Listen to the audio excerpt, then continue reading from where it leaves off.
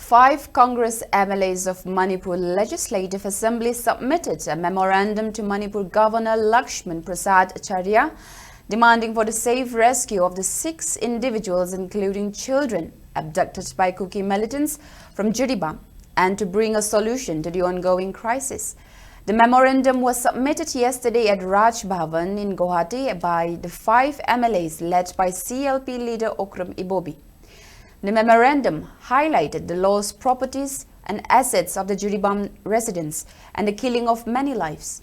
It also mentioned about the abduction of 6 civilians, including children of Jiribam, and killing of a woman who was working in a paddy field at Saiton.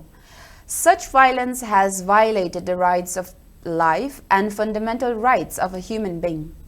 Citing the inability of both central and state government to restore peace in Manipur and the weakness of Chief Minister, the memorandum drew the attention of the governor to intervene and rescue the 6 civilians and restore peace in Manipur.